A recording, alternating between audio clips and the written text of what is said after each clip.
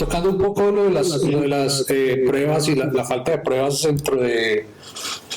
dentro de varios países, ¿qué puede haber de cierto en que los casos pueden ser mucho más de lo que se piensa? Es que simplemente no hay suficientes pruebas para comprobar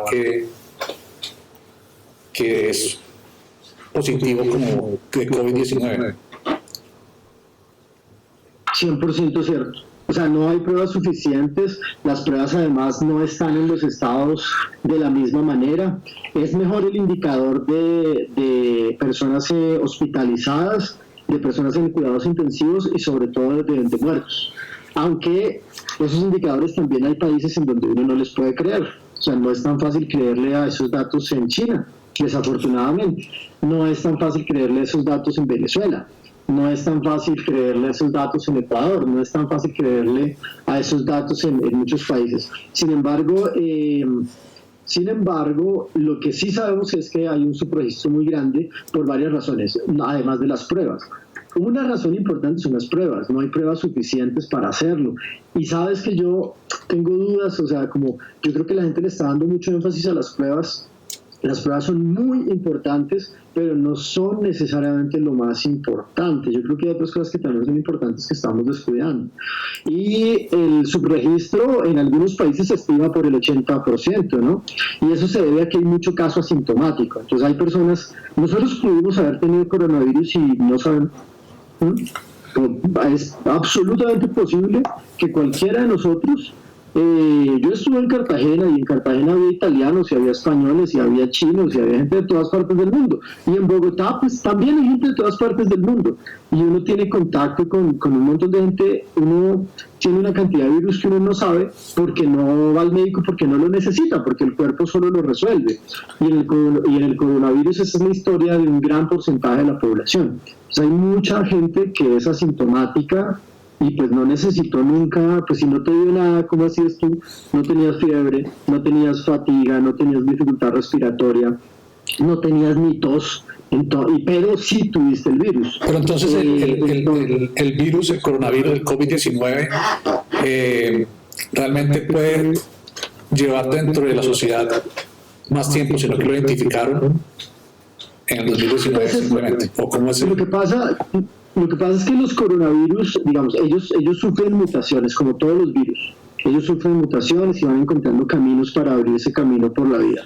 La vida peleando con la vida. Este es un SARS, entonces, ¿no? Es un SARS-CoV-2. El nombre científico de este virus es el SARS-CoV-2. Ese es el nombre del virus. Y el de la enfermedad es COVID-19. CO de corona, V de virus, D de disease y 19 por el año en donde se identifican los 2019 casos en China. Claro, yo creo que él pudo, por ejemplo, nosotros nos dimos cuenta en China ya había trabajadores de la salud, médicos principalmente, diciendo hay unas neumonías muy extrañas que están pasando. Eso desde finales de octubre estaba. Y se demoró un tiempo hasta que se identificó el primer caso, si recuerdo bien, el 31 de diciembre del 2019. Entonces, sí, o sea, nosotros tenemos, Carlos, en este momento decenas o centenas de virus en los distintos ambientes que no sabemos cómo van a evoluir. Por eso es tan importante la vigilancia epidemiológica constante, y no solo de virus, de bacterias, de muchas otras cosas, de problemas. En Colombia hay otras enfermedades, ¿no? En Colombia hay cantidades. Estábamos hablando de dengue, zika, chikungunya, Además, Colombia tiene una cosa distinta a otros países. Hay unos países que hacen una cosa que se llama transformación o transición epidemiológica, y son los países que están pasando de problemas de la pobreza hacia problemas de salud de la riqueza. Países en Latinoamérica como Chile, Uruguay, Costa Rica, en donde ellos están dejando enfermedades como enfermedad diarreica aguda, infección respiratoria aguda, las muertes perinatales, desnutrición, problemas típicamente relacionados con la pobreza, y están pasando a otro tipo de problemas como las enfermedades crónicas, las cardiovasculares entre ellas, la obesidad y el exceso de consumo de alcohol, el exceso de consumo de todo tipo de sustancias alucinógenas legales e ilegales. que esos son problemas del exceso, digamos. Entonces van dejándolos de la pobreza para hacer transición hacia allá. Otros países como México, como Colombia, como Perú, como Argentina, lo que estamos haciendo es acumulación epidemiológica. No hemos salido de los problemas de la pobreza y tenemos además los problemas del consumo excesivo de cosas, de la opulencia, digamos. Pero además tenemos los problemas de violencia. Colombia, México, Brasil tienen unos problemas de violencia. Esa es la peor epidemia, la violencia. Además, esa es de las peores epidemias, es una epidemia mundial. Pero además tenemos otros problemas como las dificultades de las migraciones, de la manera como se están haciendo algunas migraciones. El caso de las personas que han tenido que salir de Venezuela, que la mayoría, yo no sé si la mayoría, pero que muchos de ellos son colombianos que regresan a Colombia con las familias que hicieron allá. Y aquí que a un país le lleguen 2 millones de personas en menos de 3 años, así como de un momento a otro, pues implica unos retos gigantes. Pero Colombia tiene otros retos también. Entonces nosotros hacemos acumulación epidemiológica. Entonces no hemos resuelto unos problemas suficientemente y nos comienzan a llegar otros y otros y otros y otros y otros y otros y otros y otros y otros. Eso es una cosa muy jodida de trabajar. Entonces, ahora ya que está hablando de virus que afecta a un cierto grupo de gente, otra de las cosas que se me olvidó preguntar antes era, o sea, los estudios que se han visto sobre los casos que hay en este momento dicen que afecta a algunos tipos de sangre más que a otros, personas de algunos tipos de sangre más que a otras. ¿Ya hay suficiente, digamos, casos para decidir eso o es un poco apresurado? Yo creo que eso es apresurado. O sea, todavía estamos en una etapa muy temprana de esta enfermedad. Nosotros estamos haciendo investigación rápida. Si ustedes piensen, por ejemplo, en HIV, en SIDA, entonces, en VIH. Sí. Entonces, el VIH es el SIDA, perdón, el VIH es el virus y el SIDA la enfermedad. ¿Cuánto nos demoramos nosotros en identificar eso? Cuando lo identificamos ya habían pasado meses y meses y meses hasta que en San Francisco estas personas fueron identificadas, bla, bla, bla, bla, bla. Pero nos demoramos mucho en identificarlo. En cambio lo identificamos rapidísimo. Se le acusa a China de haberse demorado, pero en realidad es que uno tiene que ser cuidadoso con algunas cosas y yo creo que ni siquiera fue que se demoraran tanto. Entonces, pero hay muchas teorías ahorita, hay muchas teorías sobre medicamentos, que estos medicamentos sí funcionan, que estos no, que no sé qué. Y la verdad es que nosotros no llevamos ni 2 meses con esta vaina. O sea, en el mundo, digamos, fuera de China. Nosotros, es muy reciente. Nosotros debemos llevar más o menos los que más llevan, que son los italianos y los españoles, deben tener esto como desde febrero. Entonces es muy poco tiempo para poder hacer afirmaciones tan fuertes como que este virus afecta más a esto o a esto otro. Seguramente hay unos estudios que se han hecho y que comienzan a dar resultados, pero usted tiene que replicar los estudios en muchas partes distintas del mundo para ver si no se debe a otra cosa. Hay en la región del norte de Italia, hubo como en una región particular hubo una gran epidemia hace unos años de una cosa parecida que les dio inmunidad, y hay una región en Italia en donde la gente se está muriendo mucho menos que en otras regiones, aunque se está contagiando de la misma manera, y están estudiando eso, y así comienzan a estudiarse cosas en distintas partes del mundo, pero todavía es temprano para hacer afirmaciones concretas así, reales, sobre muchas cosas de este nuevo virus que todavía está mutando además. Igual le pasa al cine, o el cine se reinventa de una manera más amable o va a tener unas pérdidas como estas de manera más frecuente.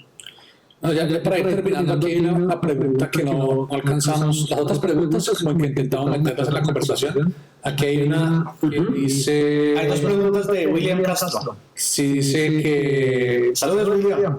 El COVID puede volver a dar a una persona. O sea, alguien que ya tuvo COVID-19... Que si puede volver a infectarse de COVID si ya tuvo esa enfermedad. Sí. Entonces, sobre eso, esa pregunta es interesante. De nuevo, todavía nos falta tiempo para mirar qué es lo que pasa. Todavía nos falta tiempo para mirar. ¿Qué es lo que se ha encontrado ahora? Al comienzo hubo unas descripciones en China de casos reinfectados, especialmente dos, así, uno en un hombre y uno en una mujer, que eran como personas que ya se habían curado, pero les hicieron la prueba de nuevo y volvió a salir positiva. Entonces eso prendió unas alarmas enormes en el mundo.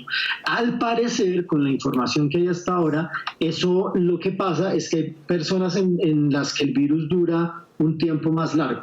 Entonces, más o menos, digamos que un periodo de incubación puede estar alrededor de los 5 días y tú tienes como el periodo desde que te dan los síntomas hasta que te curas, pueden ser alrededor de unos 14 días más o menos.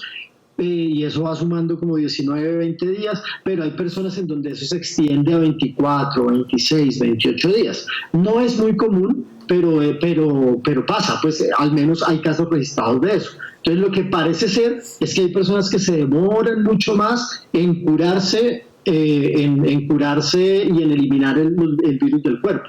De hecho, uno puede curarse y seguir un par de semanas eliminando virus del cuerpo. Entonces, parece que no es tan común, no está completamente descartado, pero hasta ahora ha sido muy, muy poco común y parece incluso que no. Hay la posibilidad de reinfectarse con el mismo coronavirus. Ahora, hay varios tipos de coronavirus y el bicho muta, ¿no? Entonces, lo mejor es que si usted ya tuvo y se curó, pues igual tiene que seguir con medidas de precaución por un buen tiempo más. Por lo menos un par de semanas más, ojalá más tiempo. Y una última pregunta que hace aquí William es... ¿Aló? ¿Me escuchas? ¿Aló? Hello. ¿Me escuchas, Marcel? Sí, te escucho. Solo con el delay, pero te escucho. Ok. Entonces, y a calzón quitado, pregunta William, ¿qué tan letal es de verdad el virus?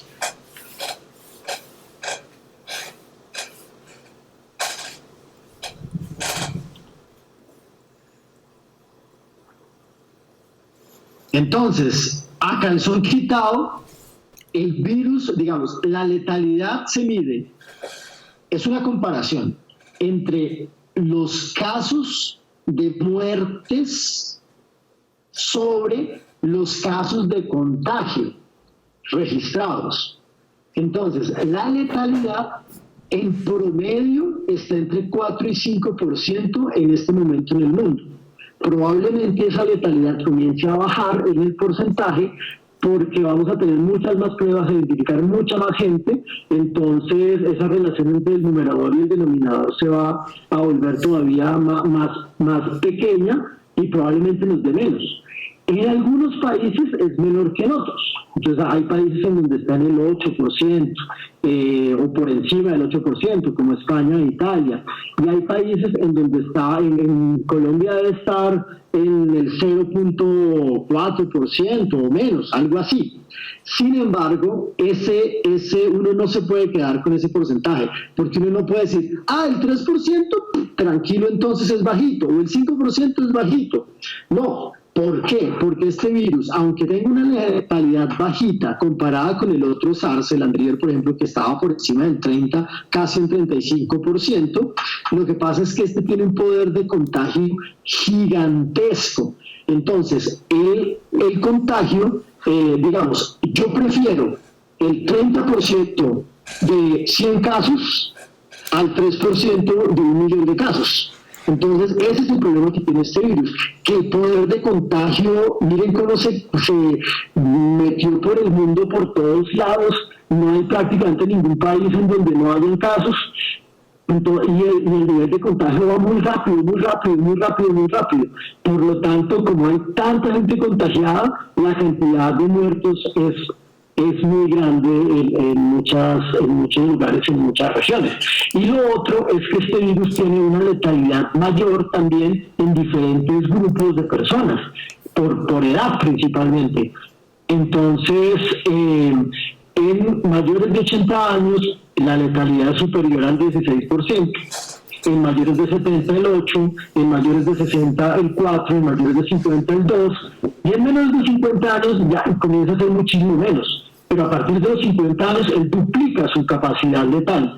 Entonces eso implica que a mí me puede pasar nada, a mí me dio una gripita y ya está, o no me dio nada, pero yo visité a mi mamá, a mi abuelito, a alguien que tiene un riesgo mucho mayor y a él sí le dio una cosa mucho más fuerte. Eso es lo que hay que evitar. Aunque el porcentaje de letalidad sea bajo, el nivel de contagio es tan grande que hace que ese porcentaje pequeño en tanta gente hace que los muertos sean muchísimos. Y ningún país está exento a que le pase algo como lo que está pasando en países como Italia, España, Ecuador o en ciudades como Nueva York. Entonces sí es un peligro real y es algo que no es algo que se inventaron para que uno no salga de la casa. No es una historia que se inventaron para que uno no salga de la casa. Es una cosa bastante real que puede causar una mortalidad muy grande en el planeta, en humanos, infelizmente. ¿Qué tan cerca o qué tan lejos estamos de una vacuna? Estamos, pues, lo que pasa es que las vacunas, yo creo que estamos cerca en algunos países algunas vacunas. Yo creo que podríamos tener como una vacuna que funcione en cuestión de 6-8 meses. Y eso, en términos de vacunas, eso es ir a toda. Eso sí es muy rápido. ¿Qué es lo que pasa? Que no es suficiente con tener la vacuna y con haberla probado en voluntarios y en grupos pequeños de población y después irla expandiendo, porque hay que tener la vacuna, pero hay que garantizar que sea una vacuna segura. Entonces las vacunas se van a demorar lo que se demoran. Entonces yo creo que no se demoraría, aunque ya tengamos una vacuna relativamente rápido, su aplicación en las personas no va a ser tan rápida. Esa la podríamos estar teniendo, ojalá, pero así sería maravilloso si la tuviéramos a final de este año, ya aprobada en grupos poblacionales grandes, para garantizar que cada vez vaya siendo más y más segura. Pero el problema es un problema de mercado también. Entonces la capacidad de producción de las vacunas del mundo es limitada. Entonces es como lo que nos pasa, imagínense los problemas que estamos teniendo con tapabocas. No tenemos suficientes tapabocas en el mundo y es una vaina que se hace. O sea, ¿cuál es la tecnología del tapabocas? Es tener la tela adecuada y ya, es una cosa de costura. El problema es lo que nos demoremos en hacer que esas vacunas le lleguen a todas partes. Entonces los países que tienen más recursos económicos la van a poder producir o la van a querer tener primero y la van a comprar. Y otros países se van a quedar esperando a que haya lotes o mirando cómo la Organización Mundial de la Salud hace como ese esfuerzo porque le llegue a todas partes del mundo, pero eso va a ser una pelea de plaza de mercado en donde algunos países no van a tener cómo competir tan fácilmente y van a terminar de últimos en las vacunas. Entonces eso también tiene que ver. Entonces una cosa es, ¿qué tan cerca estamos de tener las vacunas? No está tan lejos. Podríamos estar teniendo algo viable a finales de este año, pero ¿qué tan lejos estamos de que la vacuna se aplique en todo el mundo y que cause una cosa que